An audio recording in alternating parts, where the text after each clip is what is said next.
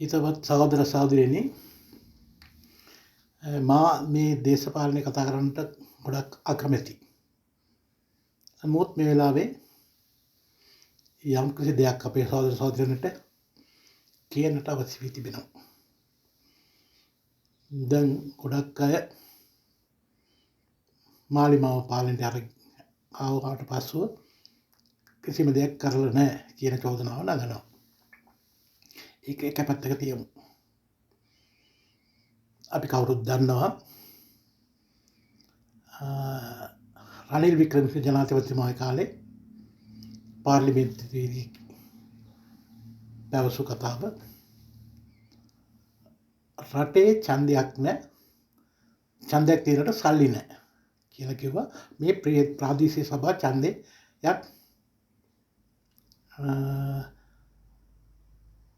කොමසාරිස් විසින් සඳහන් කරලා තිබෙන වෙලාව. එතකොට එහෙම තිබ්බේ නැහැ. එතකොට ප්‍රාදේශීය සභා ඡන්දෙත් නැහැ. ඊට පස්සේ කිසිම ඡන්දයක් තිබ්බේ නැහැ. පළාත් සභාව. ඊට පස්සේ ජනාධිපති වර්ණයත් නොතියා අවුරුදු ගානක් ඇදගෙන යන්නට පොලිසිය තමයිගේ පැත්තට ගත්තා. නීතිය ගන්නට බැලුවා. මන්ත්‍රීවරුන්ට නොයෙක් වරප්‍රසාද දීලා ඒගොල්ලොත් ලබා ගන්නට බැලුවා. අන්තිමට ජනාධිපති වර්ණය තබන්නට සිදු වුණා. ජනාධිපති වර්ණයෙන් පස්සේ අන්න පාර්ලිමේන්තු ඡන්දය ආවා. දැන් පළාත් සභා ඡන්දේ එනවා.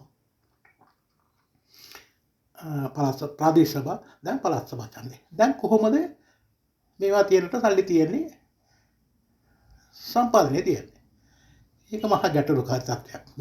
මේගොල්ලෝ පාලනයට ආපු ගම මාලිමාව කට්ටිය පාලනයට ආපු ගම මේ ටික ඔක්කොම කරලා තියෙනවා.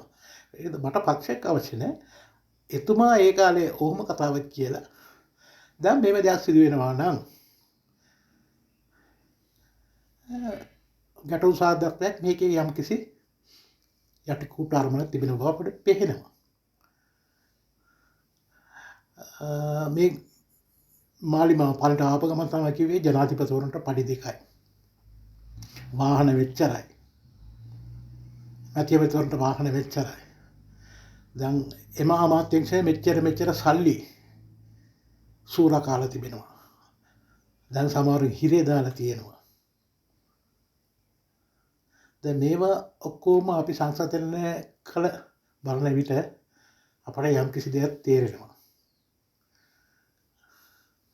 අපි කවුරුත් දන්නවා අර්ජුන් මහේන්ද්‍රන් මහත්මයා සිංගප්පූරු පුරවැසියෙක් මහා බැංකුව අධිපති කළාට පස්සේ දැන් එතුමාට ශ්‍රී ලංකාවෙන් කිසිම චෝදනාවක් ඉදි කරන්නට බෑ. ඌ කැඳවන්නට බෑ. දැන් ඒගොල්ලෝගේ ආණ්ඩුව කියන්නේ අපේ ප්‍රවේශයේ මෙම ආණ්ඩුවට අපිට ශ්‍රී ලංකාවට යවන්නට බෑ කියලා. දැන් ඒකත් කරන්න බැරුව අපි දඟලන්නේ. මේ ඔක්කොට මුල කවුද? දැන් මාලිමාව කට්ටිය කිසිම දෙයක් කරලා නැහැ කියලා කෑ ගහනකොට දැන් මේව ඔක්කොම නොකරපු එක තමයි කරලා නැත්තේ කියලා අපිට හිතෙනවා නේ. ඒ නිසා මාහට දේශපාලන ගෑවිල්ලක් නැහැ කියන කිසිම එකක්ම නැහැ. ඇත්ත බොරු මේ දෙකම දැන් අපි ඇස් ඉදිරිපිට අපි දකිනවා. ඒක හරි දුකයි. ඒ නිසා තමයි මට හිතුනේ මේ අවසාන මොහොත හරි යම් කිසි දෙයක් කියලා. මා දන්නවා කොරෝනා කාලේ ඊට පස්සේ ඉන්ධන ප්‍රශ්නය ආවා. මං ලීටරයක් 3500ට ගත්තා මගේ ජෙනරේටර් එක දුවන්න. සමහර පුත්තුලා රටේ ඉන්නවා. ඒගොල්ලන්ට මෙහෙවිල්ලා දවසක් ඉන්න බෑ. එතකොට ජෙනරේටර් දුවන්න ගත්තා. සමහර දවස්වල මම රැට හෘදයාබාධයේ ලෙඩේ. දැන් හදිසියෙට ත්‍රිවිලයක් ගන්න බෑ රැට. උන්ට පෙට්‍රල් නැහැ. ඒකට මම රැට බුදිය ගන්නේ හරි බයයි. අනේ මට ලෙඩක් දුකක් හැදුනොත් මොනවද කරන්නද කියලා. එච්චර දුකෙන් අපි ජීවත් වුණා. ඒක අමතක කරලාද? අමතක කරන්නට බෑ. දෙයනේ කියලා මම බේරුණා ජීවිතවල ඉන්නවා. එහෙම දෙයක් වුණා නම් කොච්චර කරදරයක්ද? අපි ඔක්කොම දුක් විඳා කරදර විඳා. ඒක ඔක්කොම ඇත්ත.